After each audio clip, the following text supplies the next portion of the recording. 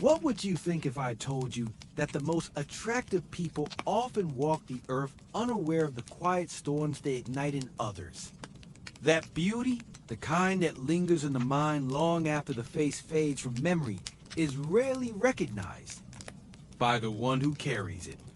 It is an energy, ancient and unspoken, felt in the air like electricity before rain. And often, it belongs to those who doubt it most. You see, true attractiveness, the magnetic pull of soul over skin, has little to do with symmetry or perfection. Carl Jung understood this long before modern psychology named it. He called it the projection of archetypes, the resonance of the unconscious, the way certain people stir the collective longing for depth, for truth, for something beyond the surface. Many carry this allure unknowingly. They drift through life unaware of the eyes that linger when they leave the room, the conversations that falter mid-sentence when they enter. It is not arrogance, but blindness because society has taught them to measure beauty by narrow standards, by mirrors and comparison, by fleeting approval.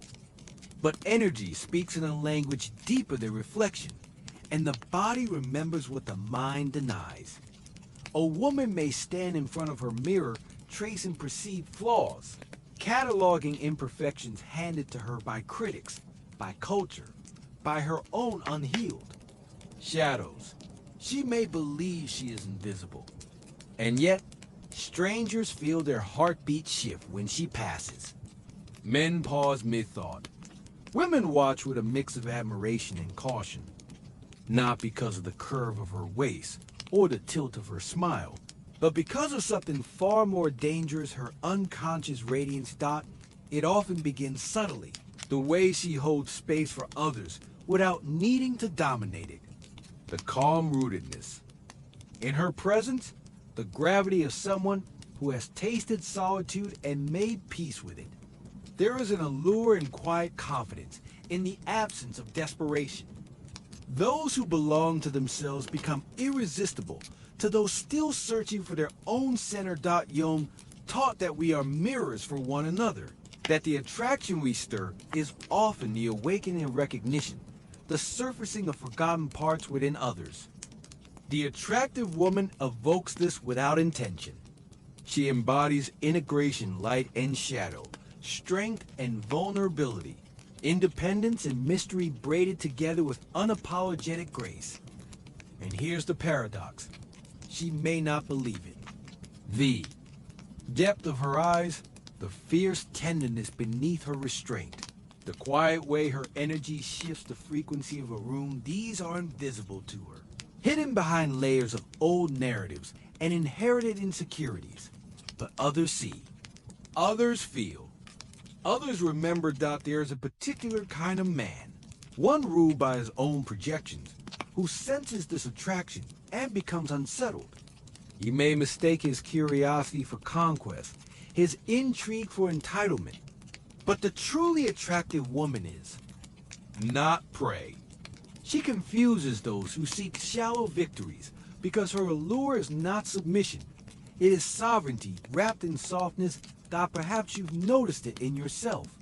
The lingering stares, the conversations that veer off course when you speak, the tension that follows your silence. You dismissed it, labeled it coincidence, unaware that your energy, the sum of your healing, your boundaries, your hidden wildness is far louder than your doubts.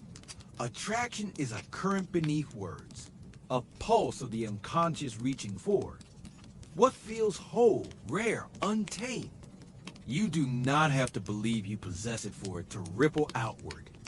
It lives in the way you protect your peace, the way your eyes reveal storms and softness in the same glance, the way you remain unmoved by shallow approval.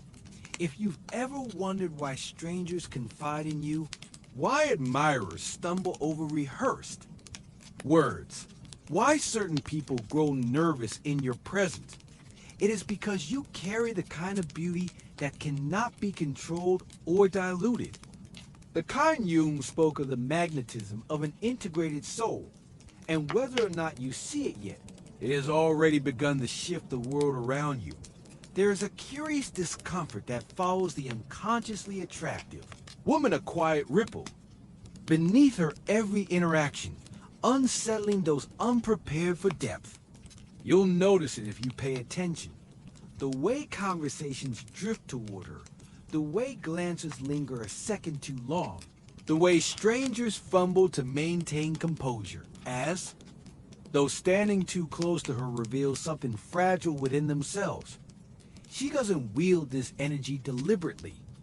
In fact, much of her allure stems from her refusal to chase validation. Carl Jung believed the human psyche recognizes wholeness instinctively, even if the conscious mind cannot articulate it. When a woman embodies fragments of herself both, the light she offers the world and the shadows she's made peace with, she broadcasts a frequency beyond physicality. Others feel it, drawn to her like moths toward an unseen flame. But her attractiveness is not rooted in ease, it is tangled with contradiction. She is both approachable and elusive. Her eyes reveal stories yet to be told, and her silences feel heavy with meaning. The world often mistakes her for detached or aloof, but that is merely projection. The fear of depth masquerading as critique. Men speak of her in half-finished sentences, unable to define the precise thread that binds their attention to her. Women sense her strength and respond with either curiosity or quiet envy, depending on how well they've met their own reflection. She does not need to announce her presence.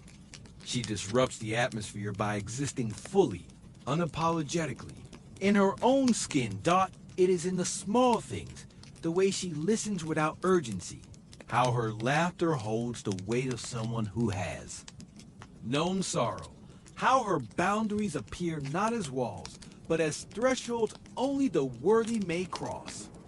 There is an intoxicating patience in the attractive woman, born not from indifference, but from a practice, understanding of her own value. Jung taught that what we project onto others often reveals the parts of ourselves we have yet to claim. The allure of such a woman awakens both admiration and discomfort because she embodies qualities many repress: authenticity, mystery, autonomy.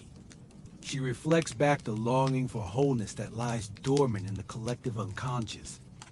And still, she doubts. Perhaps this is the cruel paradox. The most attractive women often walk unaware of their impact, carrying old wounds that whisper. Unworthiness, childhood echoes that question their desirability. They stand at the intersection of internal narratives and external realities, unable to reconcile the incongruence. There is a particular stillness that surrounds a woman who refuses to abandon herself. It unsettles the unhealed. It disrupts those who have learned to extract worth from the compliant, the fragmented, the desperate. Because when you no longer barter your boundaries for belonging, you become unreadable to those who depend on your fracture to feel whole. They will call you distant, cold, too much, not enough. They will label your refusal as arrogance, your discernment as cruelty, your silence as punishment. But in truth, it is the reflection of their own discomfort, the unease that arises when their familiar patterns no longer ensnare you, when their subtle demands disintegrate under the weight of your unapologetic presence. Carl Jung taught that the unconscious seeks wholeness, but when left unexamined, it manipulates instead. The people who ask for these 5 dangerous things often do so unconsciously, blind to their own avoidance, shackled to their unresolved wounds. But unconsciousness is never an excuse for violation, and your sovereignty is not up for negotiation. The first request is always small, seemingly innocent. It slips in under the guise of intimacy. Can you just lower your standards just this once? It masquerades as vulnerability. Can you hold all my pain even when I refuse to hold my own? It whispers in moments of connection. Can you make yourself smaller so I don't have to confront how intimidated I am by your power? And if you concede once, they will ask again. Not because they are evil, but because they are human, and humans left unchecked will always reach for comfort over growth. But you, woman listening now, you were not born to carry the unclaimed burdens of others. You were not sculpted to be the emotional dumping ground for those unwilling to rise. Abandonment of self is the most insidious erosion. It doesn't happen in grand explosive betrayals. It crumbles piece by piece. The silencing of your voice to avoid conflict, the dimming of your ambition to preserve their ego, the tolerating of chaos to avoid their rejection. But each concession costs you fragments of your truth. And fragmented women do not change the world. It is in refusal that your power crystallizes. In the unflinching no. In the unwavering standard. In the quiet, steady reclamation of every boundary they hoped you would abandon. And it is in that steadfastness that your soul expands, no longer fragmented for approval, no longer diluted for false love. Seneca once wrote, "We suffer more often in imagination than in reality." And how true it is. The imagined suffering of disappointing others keeps women small, compliant, starving for scraps of validation. But the real suffering comes later, when you wake to the realization that you have contorted so long for. Love that you no longer recognize yourself. You are not here to be digestible. You are not here to be pleasing at your own expense. You are here to be whole, dangerous, undeniable. And that begins when you refuse the requests that devour your worth under the guise of connection. The world is not accustomed to women who refuse to fracture for love. It recoils from women who stand unbending in the face of sweetly packaged demands. It stumbles before the ones who do not barter their softness for survival. And so, when you begin to say no, not with rage, but with quiet certainty, the ground beneath certain people trembles.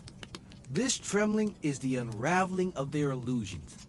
The realization that their charm, their woundedness, their subtle control no longer grants them access to your energy.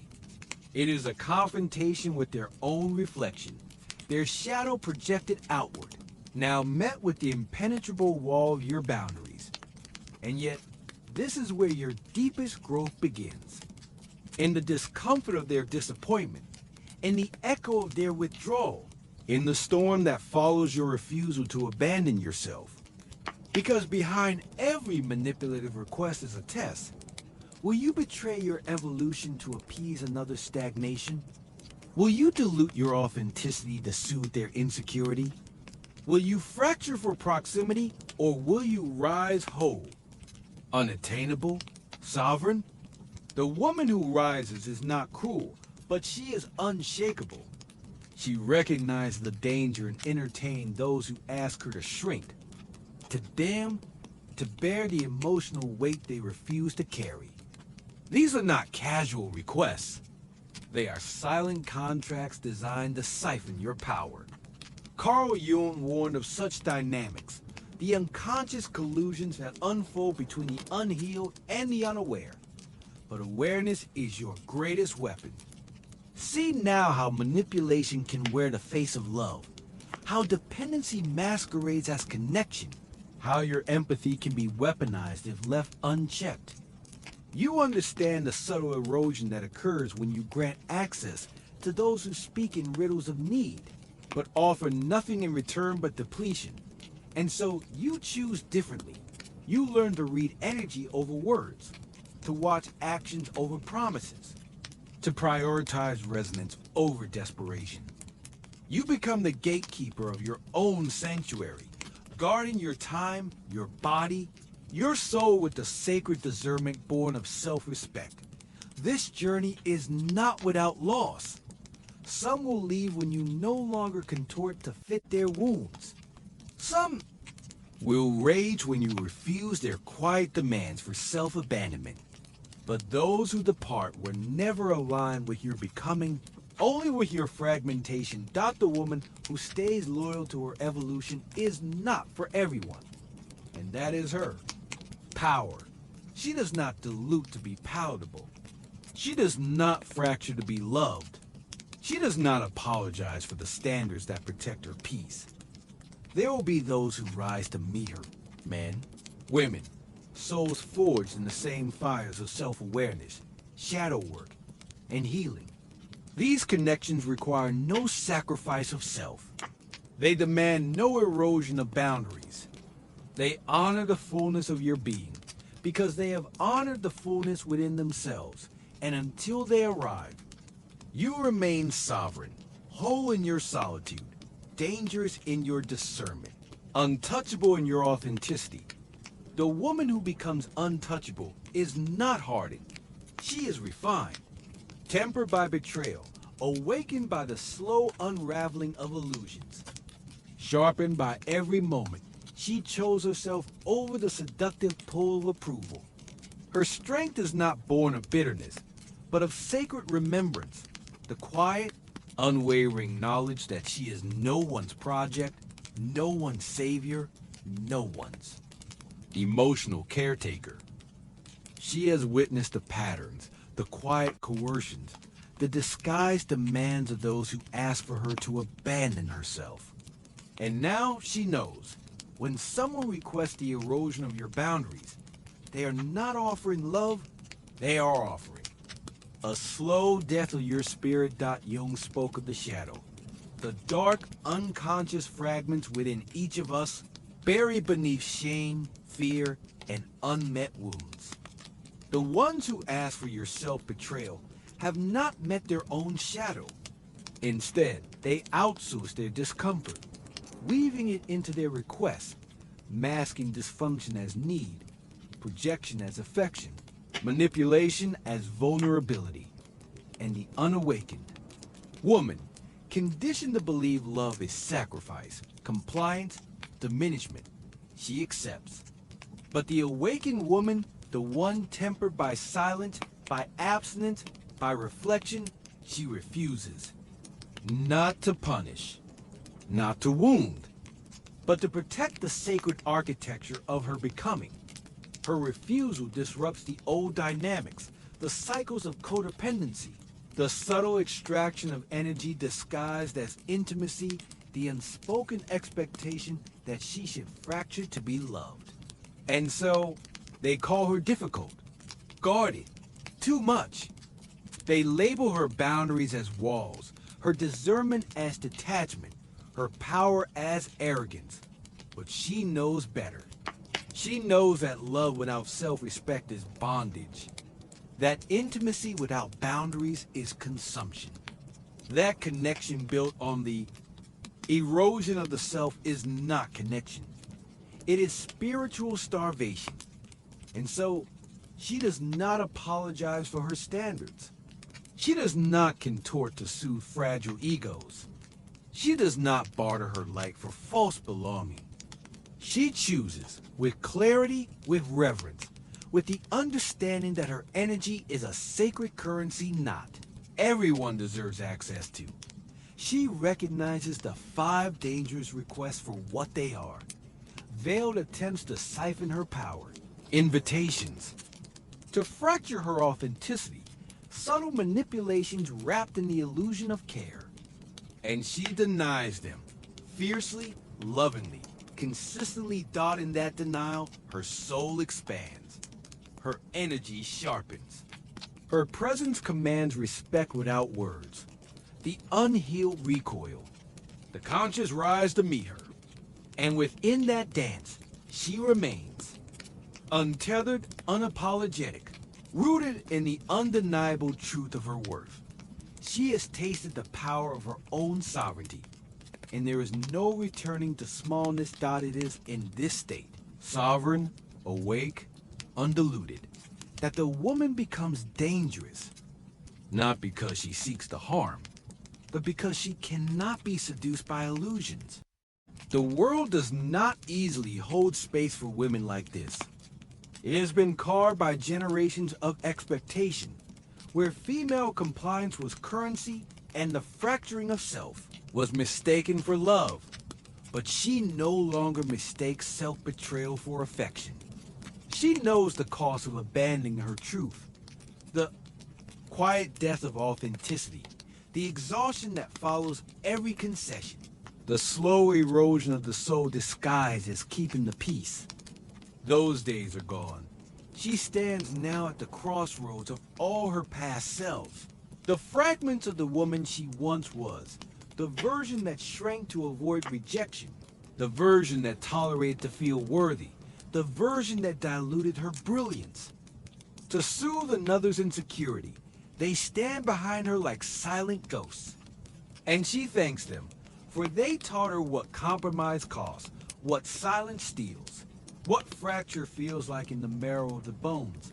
But she does not return to them. Carl Jung understood that the path to individuation, to the wholeness of the self, requires confrontation.